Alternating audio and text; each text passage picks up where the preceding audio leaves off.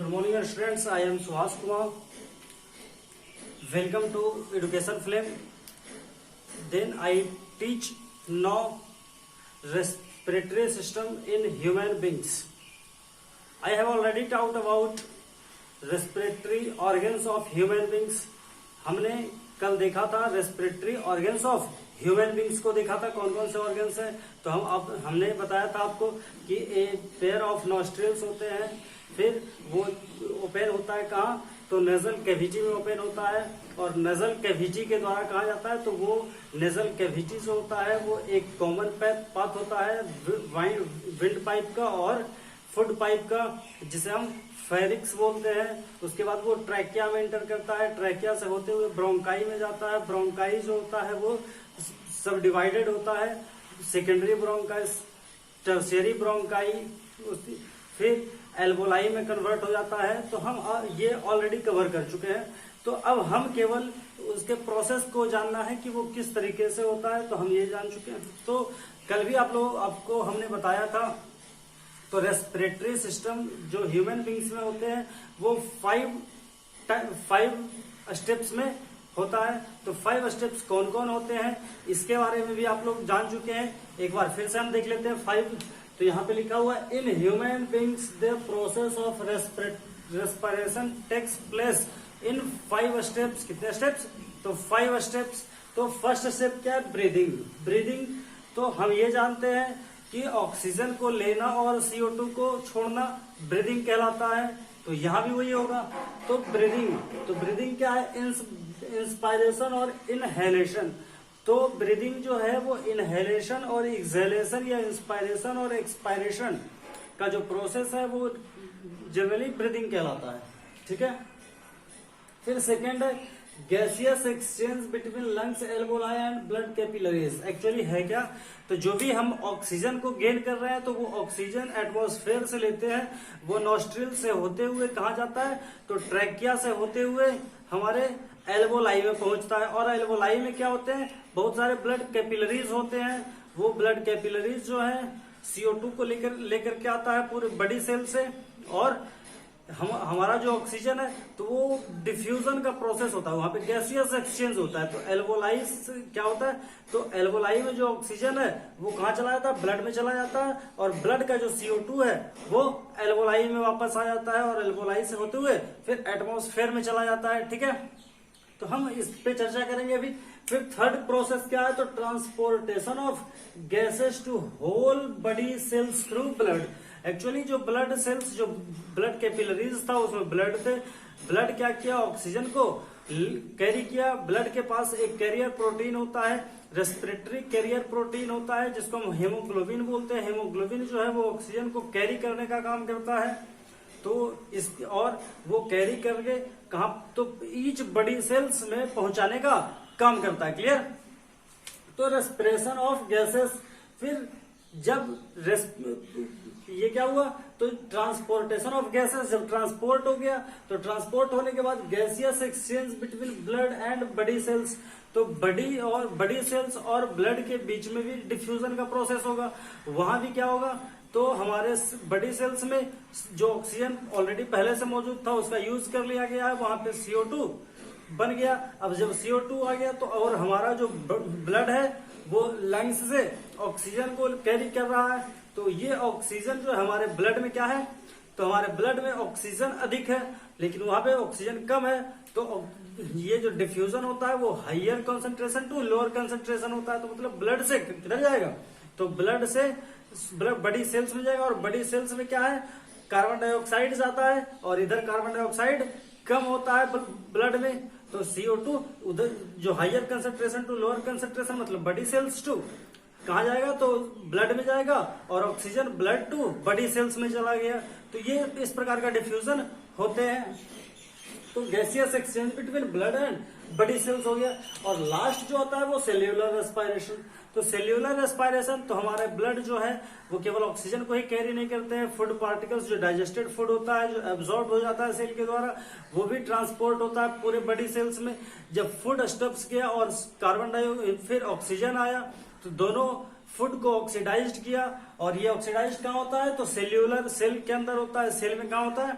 तो aerobic respiration हम जानते हैं कि माइटोकॉन्ड्रिया में होता है, इसीलिए, और माइटोकॉन्ड्रिया ही एक ऐसा प्लेस है जहां पे फूड का कंप्लीट ऑक्सीडेशन होता है और फूड एनर्जी को रिलीज करता है। तो इसीलिए माइटोकॉन्ड्रिया जो है वो पावर हाउस ऑफ सेल कहलाता है। Power house of the cell कौन है? तो माइटोकॉन्ड्रिया है। तो हम बारी बारी से पांचों को देखेंगे, ठीक है। तो हम सबसे फर्स्ट देखेंगे किसको? तो ब्रीदिंग को देखेंगे।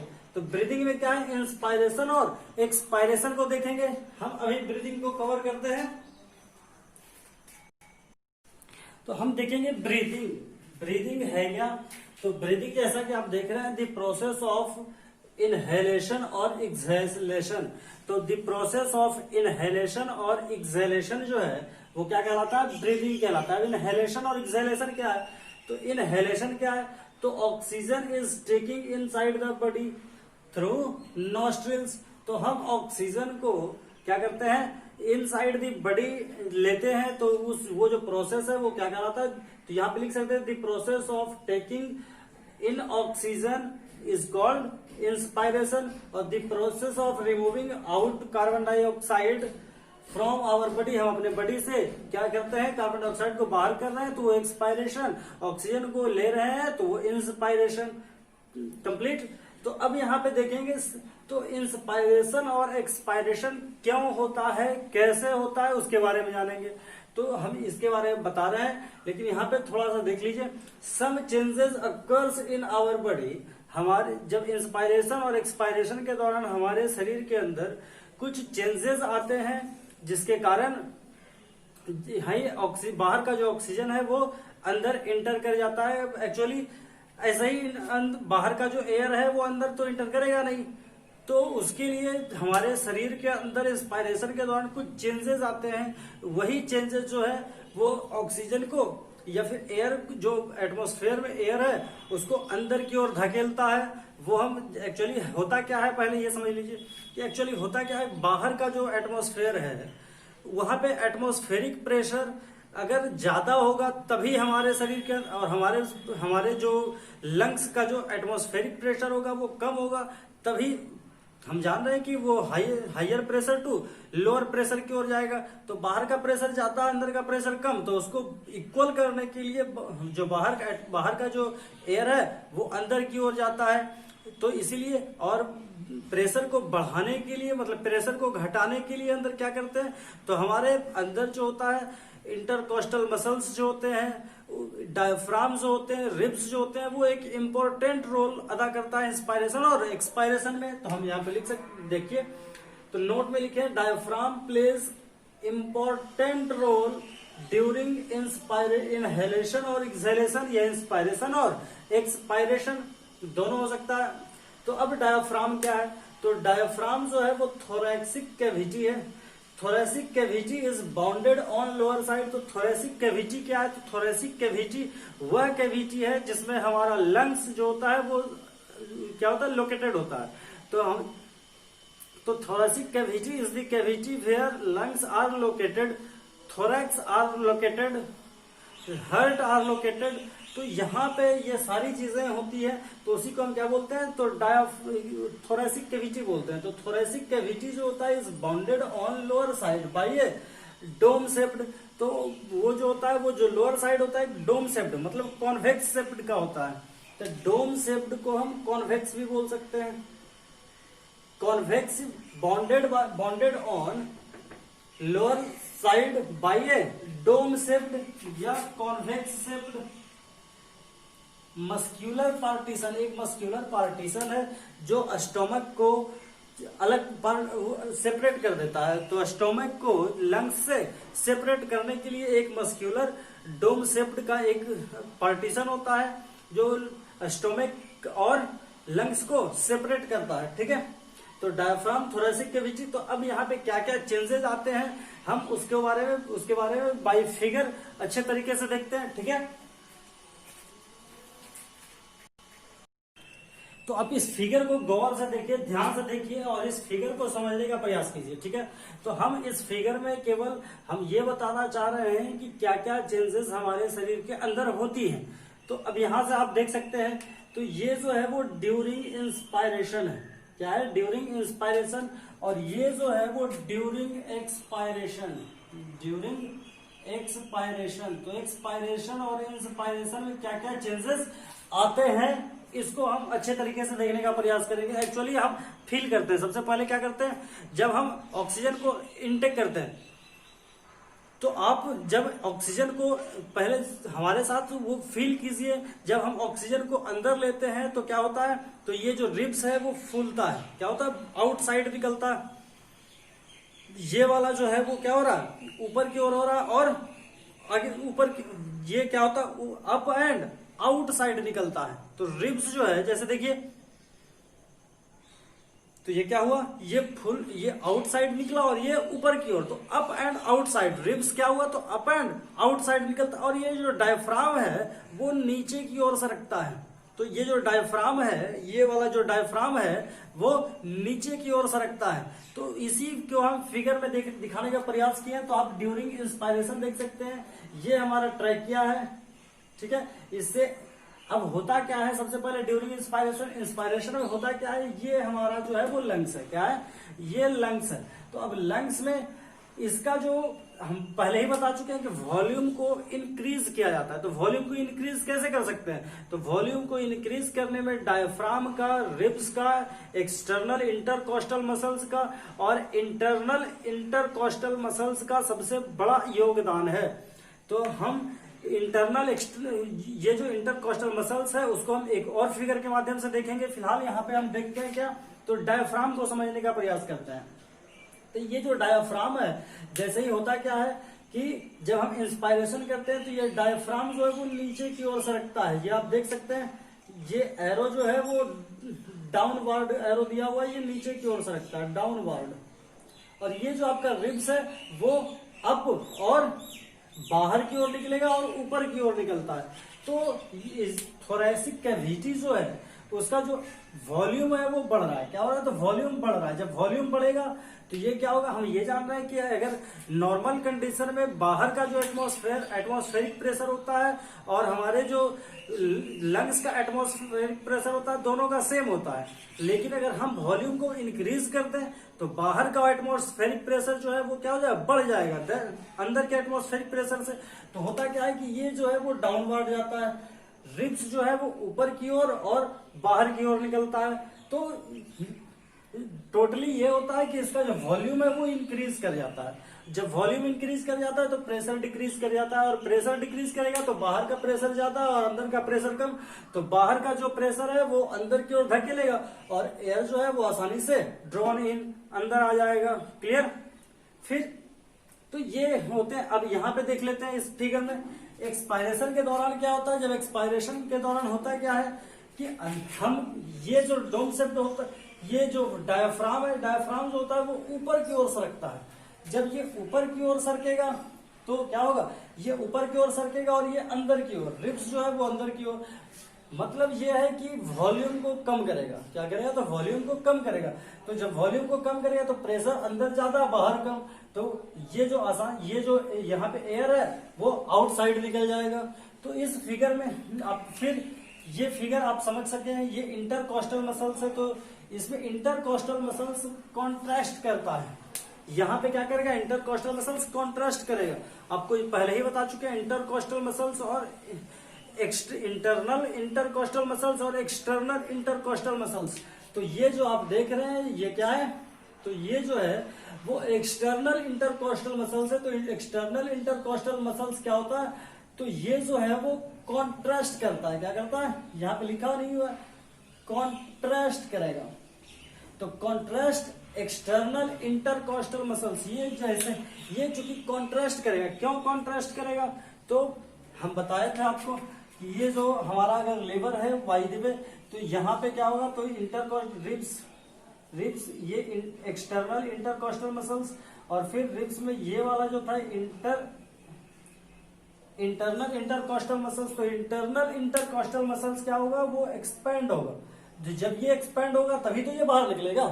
क्योंकि यहां से जुड़ा हुआ है तो ये एक्सपेंड करेगा तो ये आउटसाइड निकलेगा, और जब ये आउटसाइड निकलेगा सारा तो ये वाला जो एक्सटर्नल इंटरकोस्टल मसल्स है वो कॉन्ट्रास्ट करता है। ठीक है। तो ये एक्सपेंड करेगा। ये वाला जो है वो हम कल बताए थे फिगर में, आप बढ़िया से देख सकते हैं। ये वाला जो पोर्शन है ये क्या करेगा, तो ये जो है वो एक्सपेंड करेगा, मतलब कि इंटरनल इंटरकोस्टल मसल्स एक्सपेंड करेगा, जबकि एक्सटर्नल इंटरकोस्टल मसल्स जो है वो कॉन्ट्रैस्ट करेगा। कब? इंस्पायरेशन के दौरान। और उसी प्रकार एक्सपायरेशन के दौरान क्या होगा, एक्सटर्नल इंटरकोस्टल मसल्स जो होगा वो रिलैक्स होगा। क्या होगा, तो ये रिलैक्स होगा, मतलब आप एक्सटर्नल इंटरकोस्टल मसल्स जो है वो रिलैक्स कर रहा है, तो यहाँ पे कॉन्ट्रास्ट करेगा। यहाँ पे क्या होगा, ये कॉन्ट्रास्ट करेगा। समझ गए? तो ये इस प्रकार से वॉल्यूम को बढ़ाया जाता है। आप देख सकते हैं दो प्रकार का, एक डॉट डॉट मार्क से है और एक लंबा खींचा गया। तो लंबा जो खींचा गया आप देख सकते हैं, ये स्टर्नम हो गया, ये रिब्स हो गया। तो इसमें जो रिब्स है वो, ये जो आपको ऐसा वाला दिख रहा है, ये इंस्पायरेशन का है। ये जो आपको ऐसा वाला दिख रहा है वो इंस्पायरेशन का है, और जो आपको डॉट डॉट से है वो एक्सपायरेशन का है, एक्सपायरेशन स्टेट का है। तो आप इंस्पायरेशन में देख रहे हैं कि रिब्स आउटसाइड निकला है, और ये जो है वो आउटसाइड और अप निकला है, ऊपर की ओर निकला है, जबकि ये जो है नीचे की ओर गया है ना। अब यहाँ पे देख सकते हैं ये जो है वो ऊपर की ओर जा रहा है, तो ये जो है वो ये वाला आप देख सकते हैं ये ऊपर की ओर जा रहा है, और ये जो है वो नीचे की ओर गया। तो आप देख सकते हैं कि ये नीचे की ओर जा रहा है और ये ऊपर की ओर बढ़ रहा है। तो डायफ्राम जो है वो एक्सपायरेशन के दौरान ऊपर की ओर जाएगा, इंस्पायरेशन के दौरान नीचे की ओर जाएगा। रिब्स जो है वो इंस्पायरेशन में आउटसाइड और अप निकलेगा, और एक्सपायरेशन में डाउन और इनसाइड निकलेगा। ठीक है। फिर इंटरकोस्टल मसल्स, तो एक्सटर्नल इंटरकोस्टल मसल्स जो है वो इंस्पायरेशन के दौरान जो एक्सटर्नल रहेगा वो कॉन्ट्रास्ट करेगा, रिलैक्स होगा, और इंटरनल जो होगा वो क्या होगा, वो एक्सपेंड करेगा। और एक्सपायरेशन के दौरान जो इंटरनल इंटरकोस्टल मसल्स जो है वो क्या होगा, तो वो कॉन्ट्रास्ट करेगा, और एक्सटर्नल इंटरकोस्टल मसल्स जो है वो रिलैक्स करेगा। तो ये फंडा है। हम अब इसको रिटेन में समझेंगे। तो अब यहाँ पे सब देख सकते हैं क्या है, कि during inspiration the centre of diaphragm moves downward. जो सेंटर होता है डायाफ्राम का वो डाउनवर्ड मूव करता है ना। Muscles and contracting downward, ribs moves upward and outside. तो रिब्स जो है वो अपवर्ड एंड आउटसाइड मूव करता है, ऊपर की ओर और बाहर की ओर मूव करता है। ड्यू टू एक्सपेंडिंग द, और ये क्यों मूव करता है, तो expanding the internal intercostal muscles. तो ये इंटरनल इंटरकोस्टल मसल्स और and contracting the external intercostal muscles. तो इंटरकोस्टल मसल्स, तो इंटरनल इंटरकोस्टल मसल्स के एक्सपेंडिंग के कारण और एक्सटर्नल इंटरकोस्टल मसल्स के कॉन्ट्रैक्टिंग के कारण ही रिब्स जो है वो अपवर्ड एंड आउटसाइड मूव करता है। तो इसका रिजल्ट ये होता है, तो contraction the external intercostal muscles and enlarging the size of thoracic cavity. और ये क्या करता है, थोरेसिक कैविटी के साइज को बड़ा कर देता है। And increasing the volume of thoracic cavity, और जो वॉल्यूम होता है थोरेसिक कैविटी का वो बढ़ जाता है इनसाइड इट, अंदर में बढ़ जाता है, जिसका रिजल्ट ये होता है that is causes atmospheric pressure inside it. तो इसके अंदर जो एटमॉस्फेरिक प्रेशर होता है वो बाहर के एटमॉस्फेरिक प्रेशर से कम हो जाता है, एनवायरनमेंट के एटमॉस्फेरिक प्रेशर से कम हो जाता है ना। तो बाहर के, तो एनवायरनमेंट के एटमॉस्फेरिक प्रेशर से कम हो जाता है। Air blows towards inside the thoracic cavity. तो जैसे ही कम हो जाता है तो बाहर का जो एयर है वो अंदर की ओर जाता है। तो air blows towards inside the thoracic cavity, तो inside towards in thoracic cavity के अंदर जाता है। उसका रिजल्ट ये होता है कि लंग्स एल्वोलाई इन्फ्लेट होता है अंटिल, और वो तब तक जाता रहता है, बाहर से एयर आता रहेगा जब तक कि अंदर का प्रेशर जो है वो इक्वल ना हो जाए। Until the atmospheric pressure inside the lungs equal to that.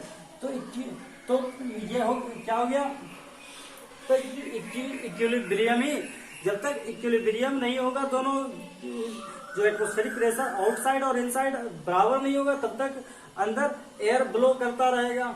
तो वही लिखा हुआ equal to that of atmospheric pressure outside and vice versa process of expiration. Expiration में उसी का जस्ट उलट हो जाता है। तो ये रेस्पायरेशन, ये क्या होता है इंस्पायरेशन में डायफ्राम नीचे की ओर मूव कर रहा होता है, तो एक्सपायरेशन में ऊपर की ओर मूव करेगा। रिब्स जो है वो आउटसाइड एंड अपवर्ड, तो ये down side and inward move करेगा। रिब्स क्यों करेगा? तो ये जो है वो इंटरनल इंटरकोस्टल मसल्स एक्सपेंड करेगा, वो क्या होगा कॉन्ट्रैक्ट करेगा, और जो एक्सटर्नल इंटरकोस्टल मसल्स है वो रिलैक्स करेगा, कॉन्ट्रास्ट एक्सपेंड करेगा। क्लियर? तो हम इस चीज को समझ चुके हैं। तो ब्रीदिंग कंप्लीट हो गया है। फिर सेकंड में क्या आता है? तो gaseous exchange between lungs, alveoli और ब्लड कैपिलरीज। तो जैसा कि आप देख रहे हैं gaseous exchange between lungs, alveoli and blood capillaries. तो gaseous exchange between lungs, alveoli and blood capillaries को देखेंगे तो जिसको हम एक्सटर्नल रेस्पिरेशन बोलते हैं। तो इसमें होता क्या है? Lungs alveoli is riched in blood capillaries. Lungs alveoli में जो होता है वो लंग्स एल्वोलाई के बारे में आप लोग अच्छे तरीके से जानते हैं, इसीलिए हमको ज्यादा बताने की आवश्यकता तो है नहीं।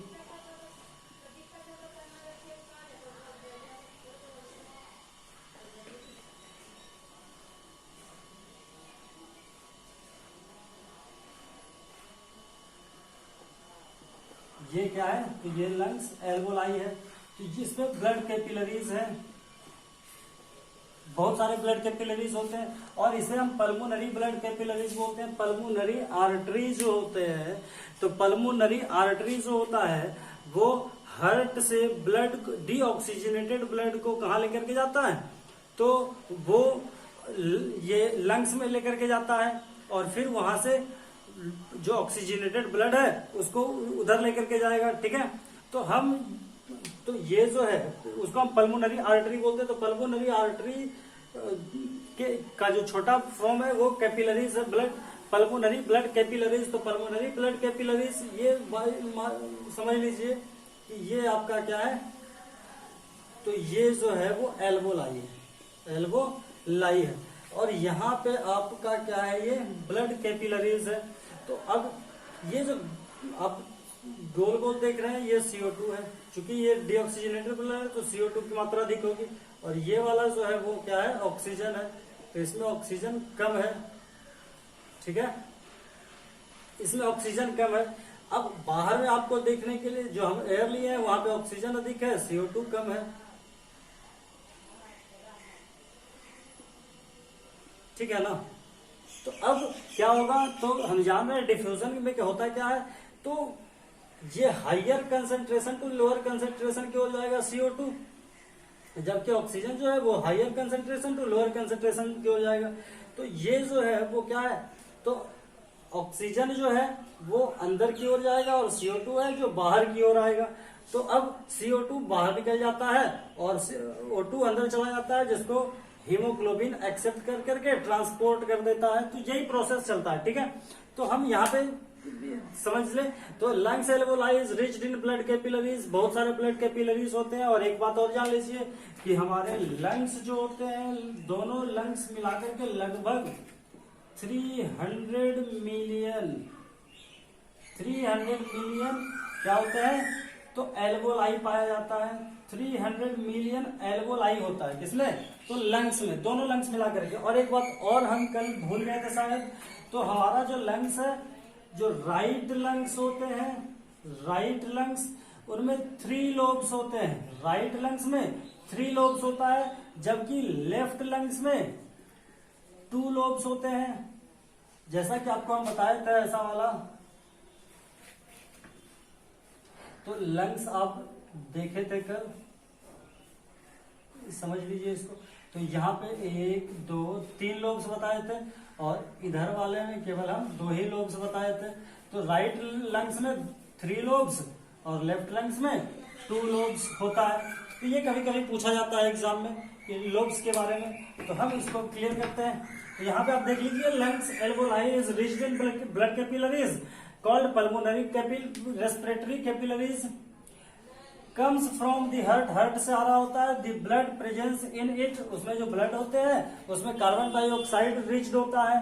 तो and the air presence in alveoli, जो हम लोग एयर लिए हैं उसमें तो क्या है वो प्रेजेंस रिच्ड इन ऑक्सीजन, बहुत ज्यादा ऑक्सीजन की मात्रा होती है। So oxygen moves towards the blood, ये ब्लड की ओर जाता है फ्रॉम एल्वोलाई एंड CO2। तो फ्रॉम एल्वोलाई से कहा जाता है, तो ऑक्सीजन जो है एल्वोलाई से ब्लड कैपिलरीज में जाएगा और CO2 जो है वो ब्लड कैपिलरीज से एल्वोलाई की ओर आएगा। क्लियर? तो इस प्रोसेस को हम डिफ्यूजन भी बोलते हैं या फिर एक्सटर्नल रेस्पिरेशन। डिफ्यूजन के माध्यम से क्या हुआ, ये डिफ्यूजन के माध्यम से ही गैसियस एक्सचेंज होता है। तो ये सेकेंड हो गया। अब थर्ड क्या है, तो ट्रांसपोर्टेशन ऑफ गैसेस को देख लेते हैं।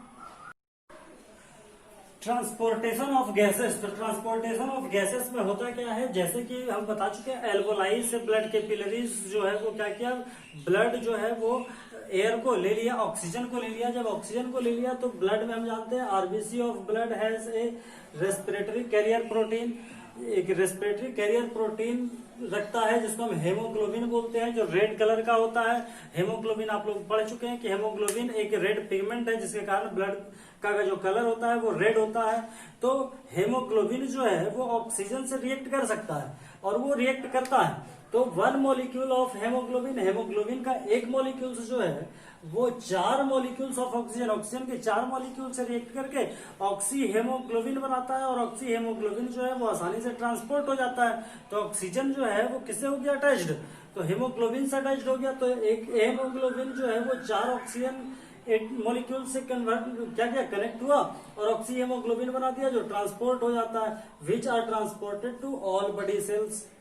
ठीक है, अब यहाँ पे बात ये आती है कि ऑक्सीजन, ब्लड जो है वो ऑक्सीजन को तो ले ही जा रहा है और CO2 को, ऑक्सीजन को कहां से, तो लंग एल्वोलाई से ले रहा है और बॉडी सेल्स में पहुंचा रहा है, और CO2 को बॉडी सेल से ले रहा है और लंग्स तक पहुंचाने का काम कर रहा है। तो वो कैसे कर रहा है, तो चूंकि CO2 से तो वो रिएक्ट करता नहीं है, तो CO2 से रिएक्ट नहीं करता है तो इसके कारण, तो CO2 जो है वो 3 फॉर्म में ब्लड के द्वारा कहा जाता है पहुंचता है, तो लंग्स में पहुंचता है वो 3 फॉर्म में। तो फर्स्ट फॉर्म क्या है, तो वहां पे लिखा हुआ blood carry CO2 from body cells to lungs in 3 ways. कितने वेज, तो इन 3 वेज।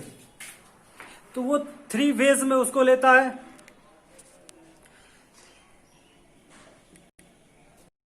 तो फर्स्ट वेज क्या है, तो फर्स्ट वेज है किस फॉर्म में, तो डिसॉल्व फॉर्म में। तो चूंकि ये जो सॉल्यूबल, तो CO2 जो है वो ऑक्सीजन से मोर सॉल्यूबल होता है, इसीलिए वो आसानी से सॉल्यूबल हो जाता है, डिसॉल्व हो जाता है। किसमें, तो वाटर में। तो जो ब्लड में वाटर का परसेंटेज हमको मालूम है कि 90% से भी एवं वाटर पाया जाता है। तो यहाँ पे क्या है, तो ब्लड कैरी CO2, तो यहाँ पे डिसॉल्व फॉर्म, तो since CO2 is more soluble in water than oxygen, oxygen से ज्यादा सोल्यूबल है, so it is transported to lungs dissolved in water medium of blood, blood के वाटर मीडियम में dissolve होकर के लंग्स तक पहुंचता है। तो वो 7%, बहुत कम मात्रा में डिसॉल्व होकर के वाटर तक, वहां तक पहुंच पाता है, क्योंकि ब्लड में वाटर मीडियम ज्यादा है लेकिन वो डिसॉल्व 7% ही हो पाता है, जिसके और वो जाता है। क्यों, इसका रीजन ये है कि वो जो है वो बाइकार्बोनेट के फॉर्म में चला जाता है, क्योंकि जो वाटर है CO2 का अधिकांशता भाग जो है वो CO2 के साथ डिसॉल्व होने के बाद CO2 से कंबाइन, CO2 जो है वो वाटर से कंबाइन हो जाता है और बाइकार्बोनेट्स बना देता है। उसका रीजन यही है कि 70% जो वाटर कार्बन डाइऑक्साइड है वो H2O से रिएक्ट करके बाइकार्बोनेट्स बना देता है, और जो हाइड्रोजन है,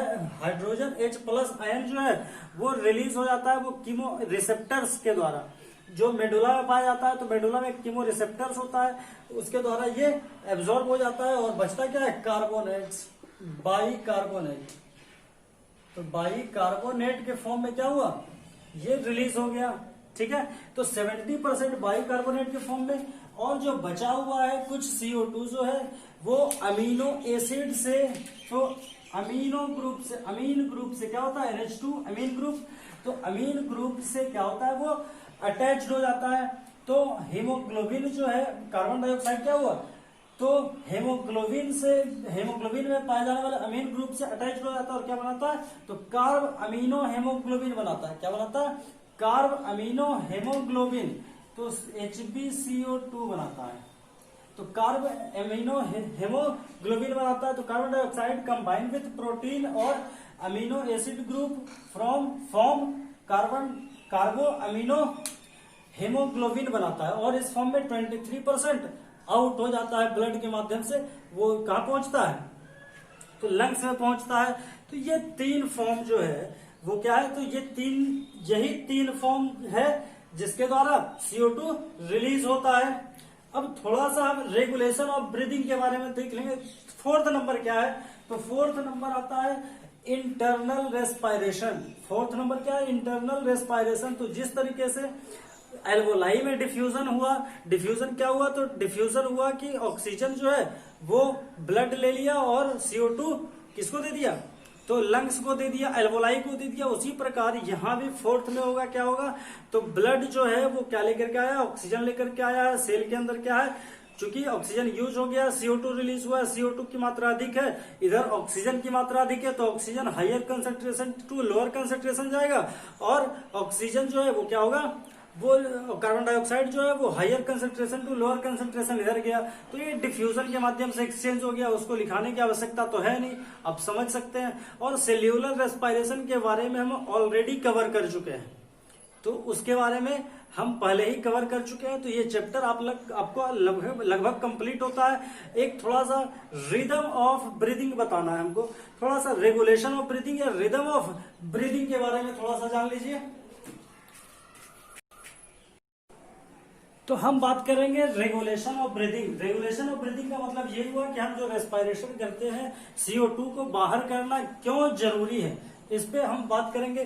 तो सबसे पहले the basic rhythm rate of breathing is controlled by, ये कंट्रोल किसके द्वारा होता है, तो हमारे ब्रेन का जो हिंड ब्रेन होता है, जो सबसे पिछला हिस्सा होता है जिसको हम मेडुला बोलते हैं, उसके द्वारा कंट्रोल होता है।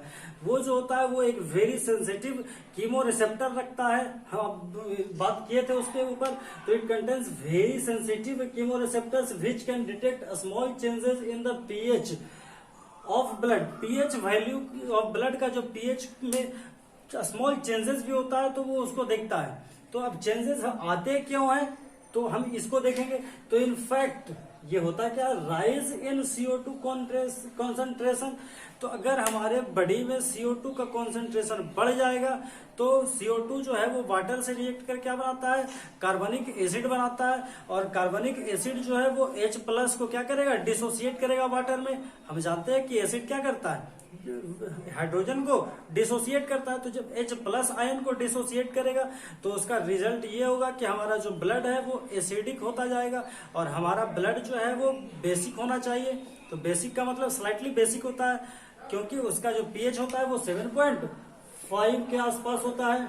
तो ब्लड का pH जो है वो उसका रेंज जो है वो 6.8 टू 7.5 के बीच होना चाहिए। अगर उससे घटेगा तो हमारे लिए खतरा है, या बढ़ेगा तो भी खतरा है। तो अगर CO2 हमारे बॉडी में है और वो क्या कर रहा है, वाटर से रिएक्ट कर रहा है, तो H2CO3 बना रहा है। और जितना H2CO3 ज्यादा बनाएगा उतना ज्यादा H+ आयन रिलीज होगा, और H+ जितना रिलीज होगा एसिडिक मीडियम होगा। जब एसिडिक मीडियम होगा तो क्या होगा, हमारे कार्बनिक एसिड जो है वो हमारे लिए खतरा की घंटी है। तो carbonic acid is harmful to body tissue. तो जब बॉडी टिश्यू है तो मेडुला को तुरंत सेंसेशन मिलता है कि अच्छा क्या हो रहा है, कार्बनिक एसिड बढ़ रहा है। तो हम क्या करेंगे, तो मेडुला जो है, मेडुला को तुरंत वो काफी सेंसिटिव होता है, उसको कीमो रिसेप्टर्स के द्वारा ये मैसेज मिलता है कि ब्लड का जो pH है वो क्या कर रहा है, तो pH जो है वो डिक्रीज कर रहा है। तो मतलब कि एसिडिक लेवल बढ़ रहा है, तो अच्छा तो दिक्कत है। तो हम तुरंत क्या करेगा, CO2 को बाहर किया जाना चाहिए और मेडुला तुरंत जो है वो क्या करेगा, वो परफॉर्म करना चालू करेगा और CO2 को जितना जल्दी से जल्दी बाहर करो। अगर बाहर नहीं करेंगे तो हम डेथ कोलैप्स कर सकते हैं, मर सकते हैं। तो यही प्रोसेस है, ये इसीलिए जो रेट होता है ब्रीदिंग का वो बना हुआ रहता है, ठीक है ना। तो कार्बनिक एसिड इज हार्मफुल। तो एक नॉर्मल पर्सन जो है वो 14 से 16 टाइम्स 1 मिनट में ब्रीद कर सकता है, ठीक है। तो आप लोग का चैप्टर यहाँ पे क्लोज होता है। अब रेस्पिरेटरी सिस्टम कंप्लीट हो गया। फिर अब हम आपको फिर से चर्चा करेंगे किस पे, तो transportation of materials in plants and circulatory system पे। ठीक है, तो अगले लेक्चर में आप लोगों से फिर मिलते हैं। तब तक के लिए धन्यवाद। हमारा वीडियो देखते रहें और अच्छा लगे तो शेयर भी करें।